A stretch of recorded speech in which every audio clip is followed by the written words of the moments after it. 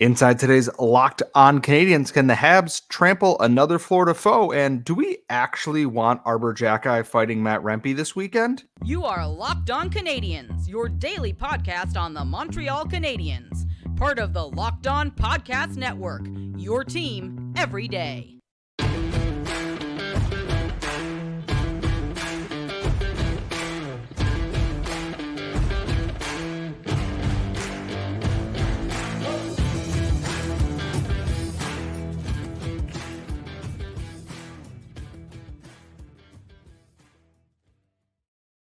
Hello, everyone, and welcome to episode 1043 of Locked On Canadiens. Today's episode is brought to you by FanDuel. Make every moment more because right now, new customers get $200 in bonus bets with any winning $5 bet. That's $200 if your bet wins. Visit FanDuel.com/LockedOn to get started. We are, of course, your daily Montreal Canadiens podcast, part of the Locked On Podcast Network, where you get your team every single day of the week, wherever you get your daily podcast, whether that be Google, Apple, Spotify, or if you were watching on youtube.com as well.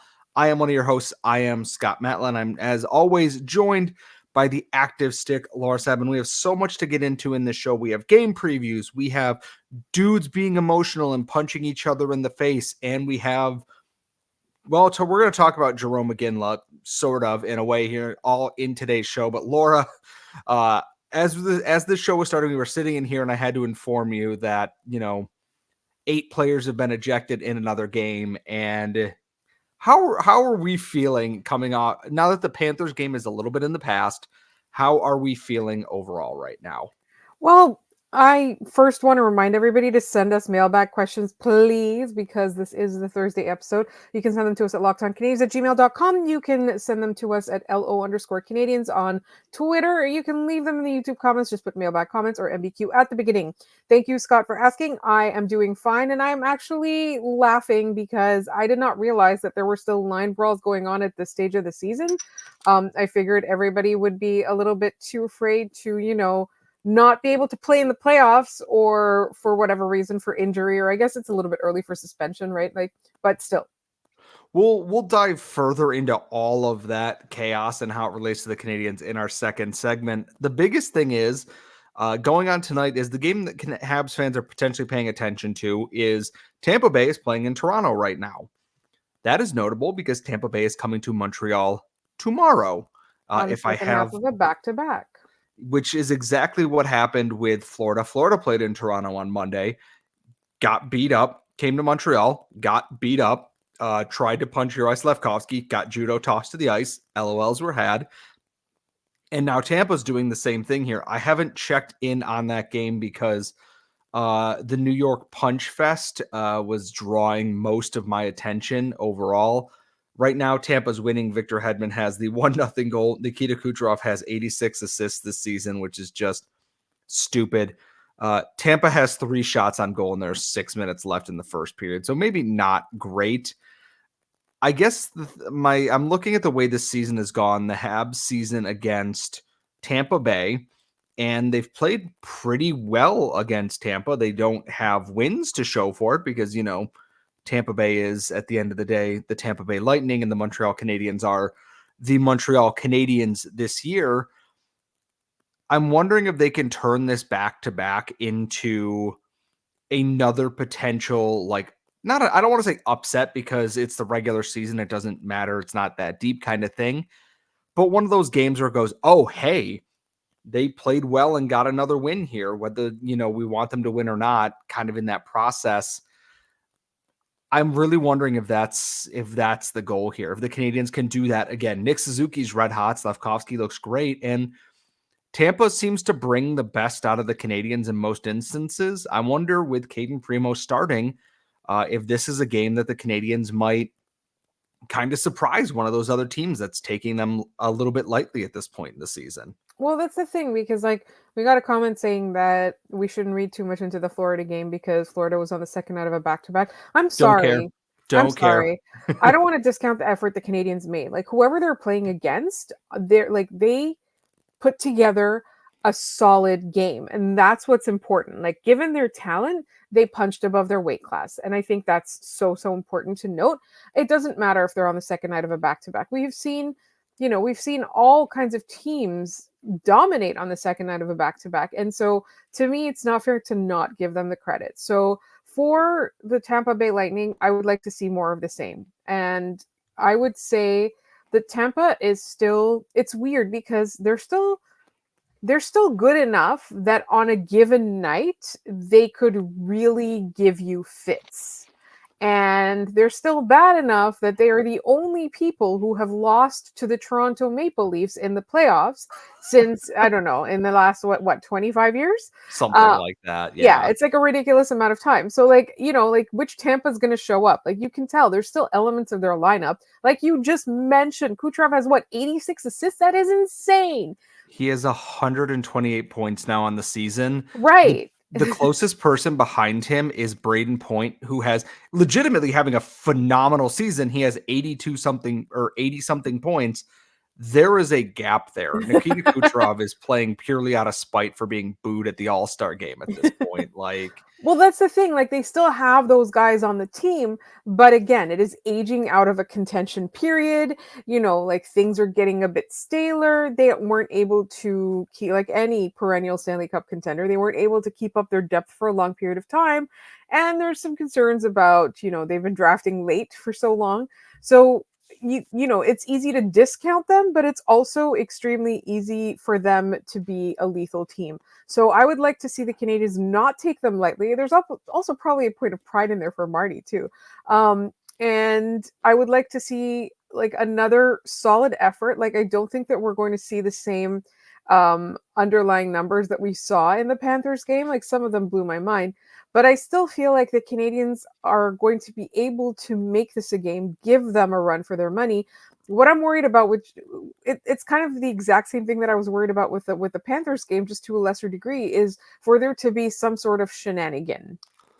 I look at Tampa right now as a team that really can't afford to try and do that because they have players capable of doing that. And they've always been that sneaky on the edge team and get away with it because they're also extremely skilled, which is frustrating. The Habs have played them 5-3 regulation loss, 4-3 regulation loss, 4-3 shootout loss. The Habs have been there step for step on this. You can say some of it is rivalry in the division. Some of it's, lasting about that, the Stanley Cup final the Canadiens lost, which fair, absolutely. I think that they can absolutely be there. Andrei Vasilevskiy is playing tonight. Given where he is in his career, and I'm not going to say Vasilevskiy is old. Andrei Vasilevskiy is not old, but he's not someone that you want to workhorse like you used to. The Canadiens will likely see AHL call up Matt Tompkins because Jonas Johansson is injured for the Lightning right now. Go and make a statement. Put the fear into these teams here. You're currently tied. You're drafting in the top 7 somewhere, more than likely. Even if you lose again, put it to Tampa. Show that you're not afraid of them having a Hart Trophy winner on their team or a Hart Trophy candidate on their team or whatever you want to call it. That you're not afraid of Victor Hedman, that you're not afraid of Braden Point. These are all talented, very good players, to take nothing away from them. The Panthers had good players. Sam Reinhart is a good player. A guy like Aaron Ekblad, despite him trying to punch Slafkovsky in the face, is a good player. Matthew Tkachuk obviously didn't play, but Alexander Barkov is a good player. Tampa has good players. You're going to play good players. It's the NHL.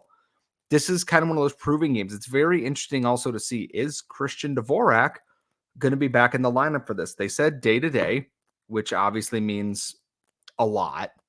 Could mean a lot of anything. Could be this weekend, could be next week, could just be he's skating with the team.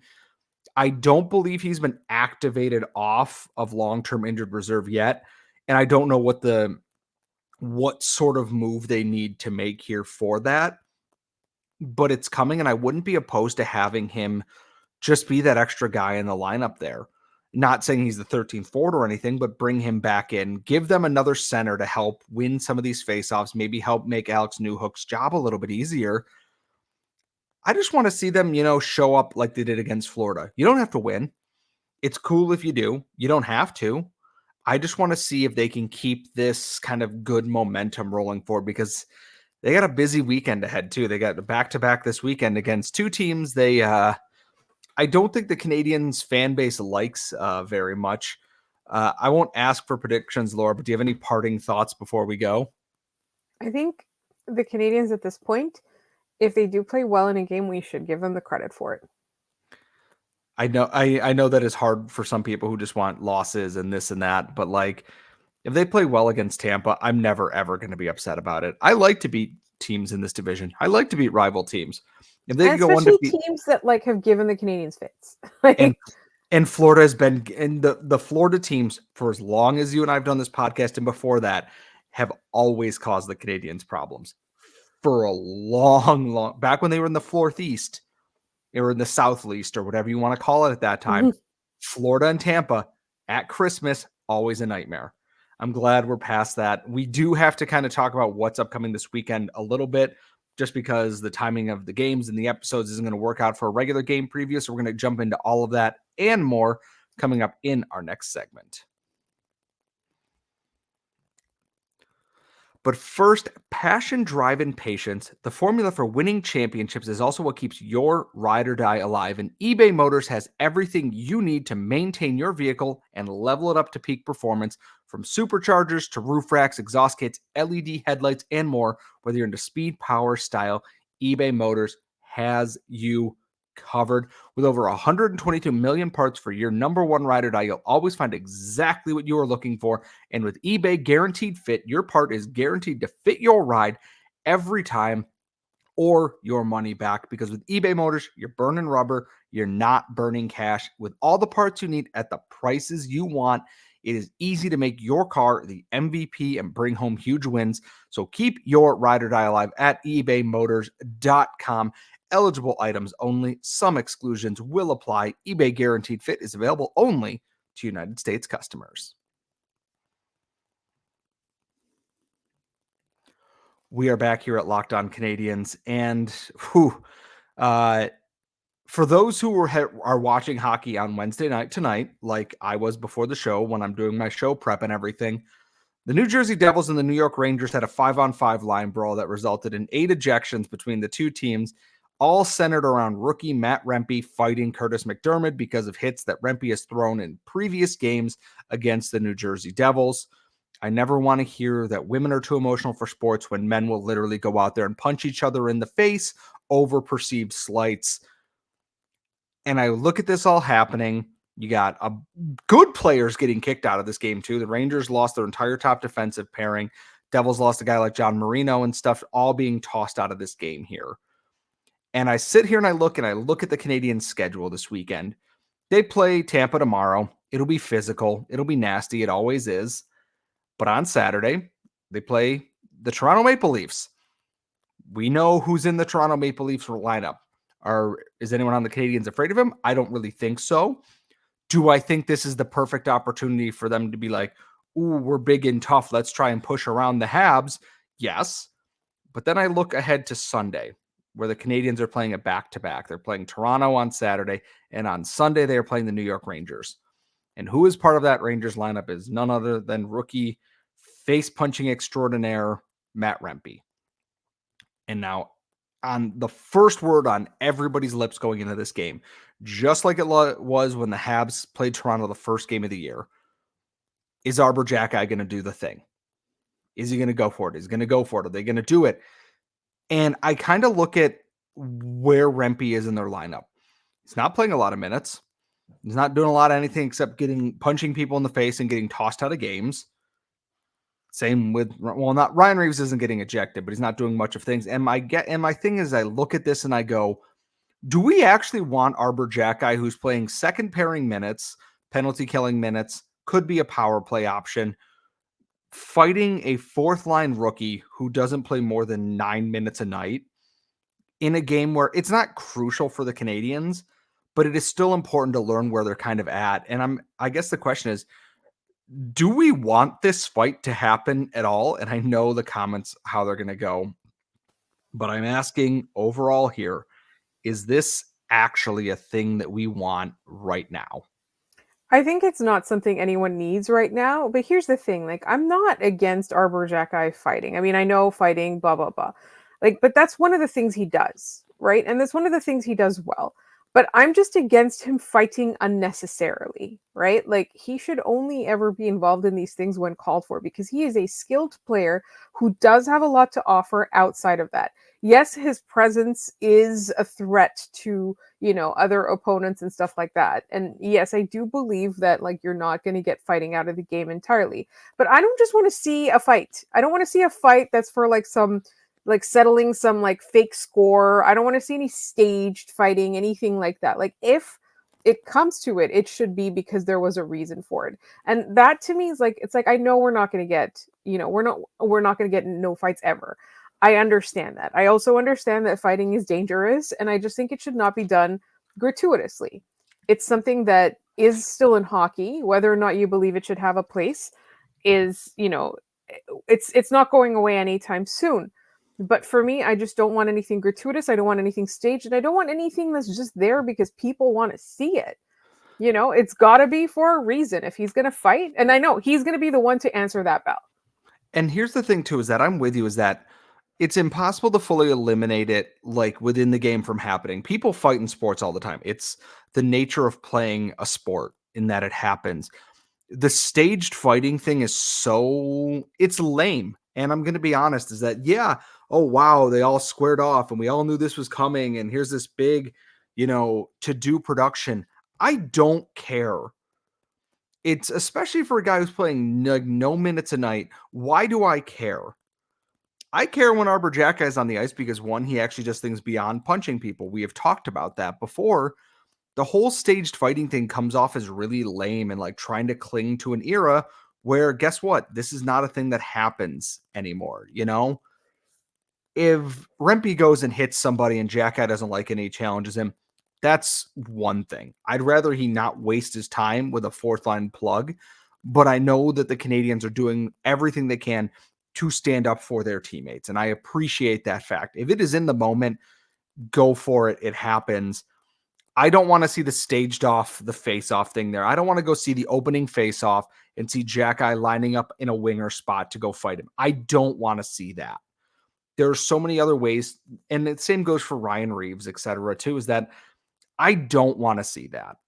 There are so many other things that I would love to see in this Canadian season than that. And trust me, I loved watching Xhekaj manhandle people. It's hilarious because he's so strong, and he's often the toughest dude on the ice. But there's so many other things going for this team that I don't need you to be like, we have the toughest dude in the league. People who know. If you continue to have to do this to try and improve your spot, I think you're overcompensating a little bit. If it's a stage fight, I don't want to see it. I just don't. And I know that people are going to be like, well, you're soft or this or that. I get it. Fights will happen. Fights will absolutely happen. But I think that Arber Xhekaj has moved beyond, I am the toughest dude in the league fighting to stay relevant or stay in my lineup spot. He doesn't need to do that anymore. We know he's a bona fide NHL player. Yeah, he played a little bit in the AHL this year, but he's above the level that some of these other guys are at, being replacement level or AHLers sticking in because they fight people so often. Honestly, it's going to be a very dumb narrative-filled weekend, especially after this whole line brawl just happened. Game against Toronto is going to be heated, and the Rangers are always one that kind of bring out the nasty side in the Habs a little bit after playing Tampa and Florida this week. Right. It's a lot of built-up static electricity to come out somewhere. No, and that's the thing. It's like, is it necessary that they play these 4 teams like in a row? I think that's the biggest thing, is that I know that the schedule makers are just trying to fit where it works logistically, but from my perspective, it feels like a lot. It feels like essentially a powder keg waiting to go off. And I think that's it, is that divisional, old rivalry, like old wounds. It's just... And like teams that we know that like in recent years have been like just like like at each other's throats, and like everything is dissolving into chaos. And that also includes games in here against the Islanders, famously a team that loves to be physical, who are probably going to want Brendan Gallagher's head on a plate because of the last time they played and he elbowed the guy in the head. You have the Senators, enough said, and then 2 games against Detroit who are fighting for their playoff lives.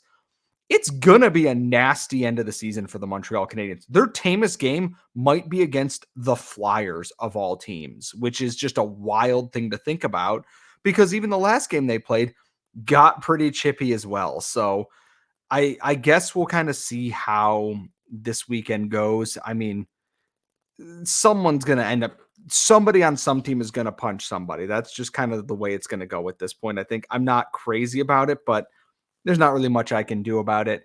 We're going to shift gears a little bit. Yes. Mailbag. Yes. Please send us your mailbag questions for tomorrow's episode at LO_Canadiens, LockedOnCanadiens@gmail.com. We have draft stuff for our final segment here, and we're going to get into all of that coming up next. Did you know that even if you have a 401k for retirement, you can still have an IRA? Robinhood has the only IRA that gives you a 3% boost on every dollar you contribute when you subscribe to Robinhood Gold. But get this, now through April 30th, Robinhood is even boosting every single dollar you transfer in from other retirement accounts with a 3% match. That's right, no cap on the 3% match. And Robinhood Gold gets you the most for your retirement thanks to their IRA with a 3% match. This offer is now good through April 30th. Get started at robinhood.com/boost. Subscription fees apply. And now for some legal info. Claim as of Q1 2024, validated by Radius Global Marketing Research. Investing involves risk, including loss. Limitations apply to IRA and 401ks. 3% match requires Robinhood Gold for 1 year from the date of first 3% match. Must keep Robinhood IRA for 5 years. The 3% matching on transfers is subject to specific terms and conditions. Robinhood IRA available to U.S. customers in good standings. Robinhood Financial LLC, member SIPC, is a registered broker-dealer. Whew. Try reading legal info 3 times fast in one breath. I could do commercials if I wanted to. Anyways, we are back at Locked On Canadiens, and we've talked about punching people in the face. We've talked about the Lightning. We've just kind of had thoughts and feelings about things because that's what we do on this podcast. We want you to express yourselves. And I'm going to express myself in this way, talking about the upcoming NHL draft and this was a tweet that was put out on Twitter earlier. I was talking in our group chat with a couple of other Locked On friends about it. BPM Sports, who is the French radio station in Quebec, they handle all the Rocket games and I believe are one of the biggest, if not the only, big sports broadcasting network in French for Montreal and around there.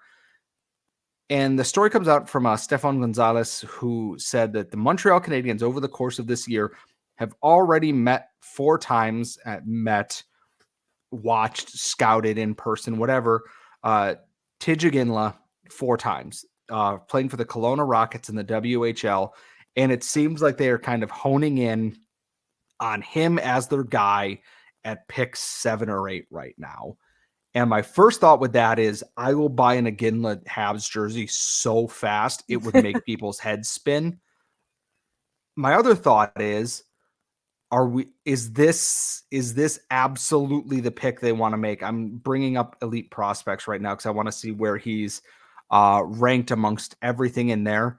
14, 13, 16, 10, 12, 11, 12, 16, 23, 13, 11 among the North American skaters, 14, 23, 10, 18, 17, 31, 15. Consensus is he will very likely be there at, I'm gonna just say top 10 overall at this point. 84 points in 64 regular season games for Kelowna, 47 goals, 37 assists, 5 goals in 3 playoff games, no assists so far, pitching a playoff Cy Young. 6 foot tall, 17 years old. Dude scores goals. Absolutely scores goals. I am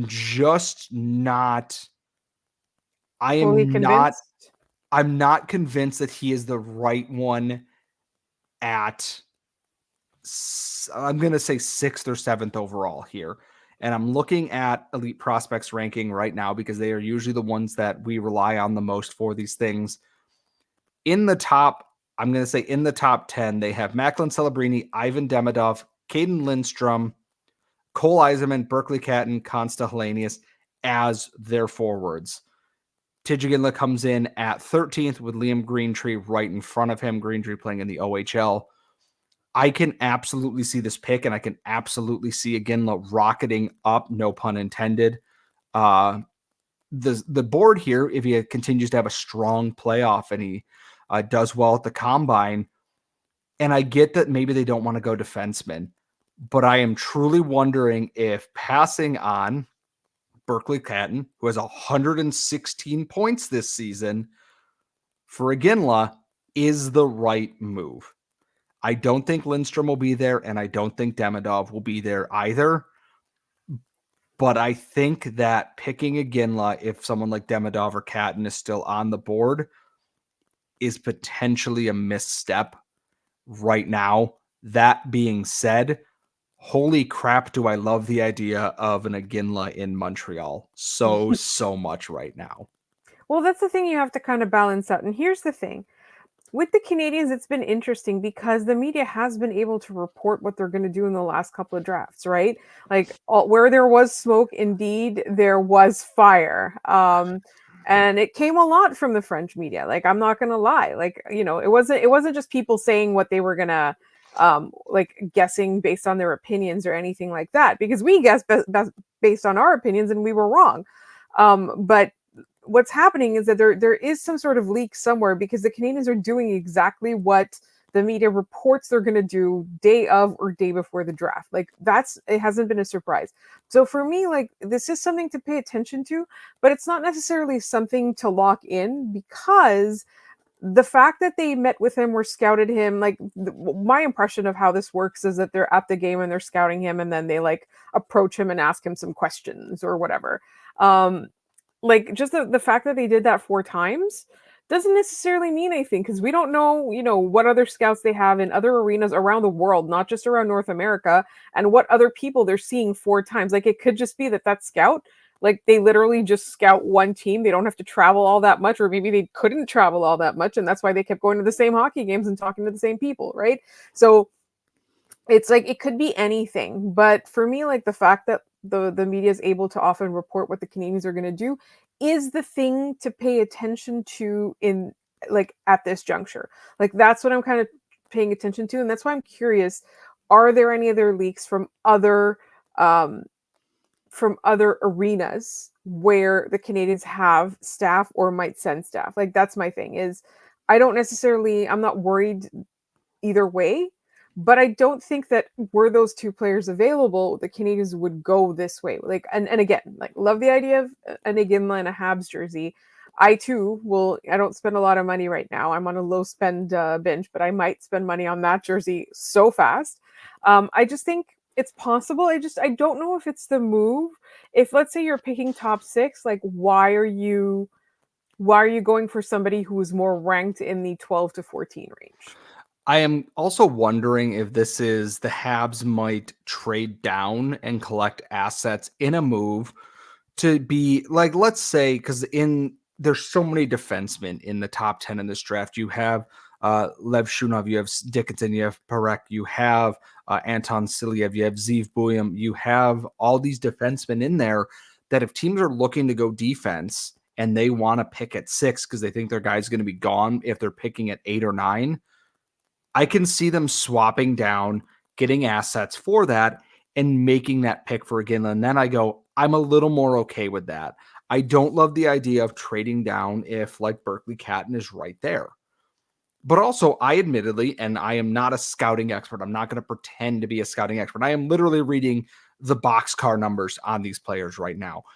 Hattie Kalakash and Sebastian High over at Lockdown NHL Prospects can likely give us a lot more answers, and we will ask them about this.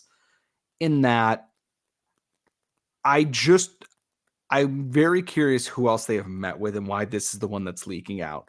I have no doubt that Kent Hughes has been watching, obviously, Macklin Celebrini and probably Zeev Buyam and probably Cole Iserman very closely. Those are leagues that he is tied to very deeply. And in the OHL, with. They're going to see Zane Parekh play a lot because he plays on Owen Beck's team. They're going to be watching that. and then of course there's also, the Jets pick, which I think was sitting at 23rd last time I checked there. there's a lot of fun things that this team can do right now. If Iginla's going to be part of that, a lot of it is sell me on the other things happening around this, just like they did when they traded for Kirby Dach and they drafted Slavkovsky. Prove everything else around me and why this is happening right now. We want you to sound off in the comments and in our mailbag at @LO_Canadiens. Tij Iginla, yes or no, if the Habs are picking in the top 7.